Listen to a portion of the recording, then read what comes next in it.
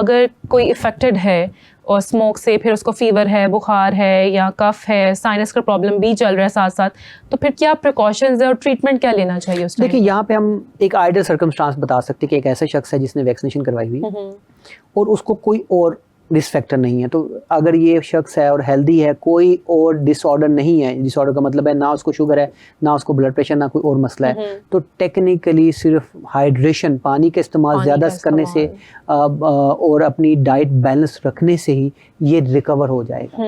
अब प्रॉब्लम हमारा ये है कि हम एक्सपोज एक दफ़ा नहीं होते। अगर आज मैं एक्सपोज हूँ तो कल फिर मैंने ऑफिस जाना है, तो मेरा एक्सपोजर मल्टीपल होता है और अप एंड अबव फिर क्या होता है कि लाजमी उसको बुखार हो जाता है। तो अगर आपको बुखार हो रहा है तो फिर ये भी ज़रूरी नहीं कि अगर आपको बुखार है तो आपने मतलब ये फ़र्ज समझ लेना है कि मैंने एंटीबायोटिक लेनी है।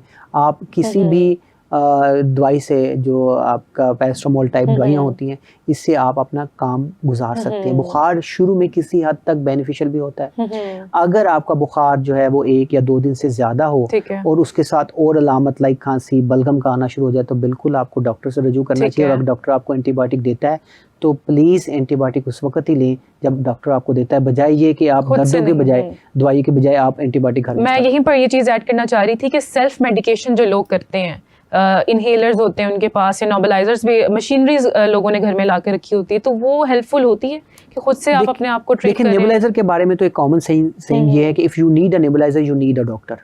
तो नेबुलाइजर हम रिकमेंड नहीं करते, ये याद रख लें। हाँ, अनटिल कोई हैंडीकैप शख्स है अनफॉर्चुनेटली, जिसको स्ट्रोक हुआ है, जो खुद कोई चीज़ नहीं ले सकता, उसके लिए हम ये रिकमेंड करें। या बहुत ही छोटा बेबी हो तो उसको हम रिकमेंड कर देते हैं। तो नेबुलाइजेशन तो इस गेम से आउट हो गया। और बाकी जहाँ तक रही बात एंटीबायोटिक की, ये तो बदकिस्मती है हमारी कि इस पे हम बात भी कम करते हैं। बाय द वे, एंटीबायोटिक को कैसे यूज़ करना चाहिए। तो एंटीबायोटिक जो है ना जनाब, आपको एक मैं बात बताऊँ कि आफ्टर सम टाइम हमारे लोग एंटीबायोटिक की वजह से जो रेजिस्टेंस बग में होगी उससे ज़्यादा मरेंगे rather than the primary infection. तो हमें एंटीबायोटिक को बहुत सिलेक्टिवली यूज़ करना है। एंटीबायोटिक की न्यू इन्वेशन या न्यू इन्वेंशन जो है वो इतनी स्पीड से नहीं हो रही, ये याद रख लें। अभी क्यों न्यू क्लास जो है वो इतनी एक्स्ट्राऑर्डिनरी प्रोड्यूस नहीं हो रही, because world is changing from this antibiotic तो और भी अब चीज़ें मैनेजमेंट प्लान की तरफ आ गई हैं।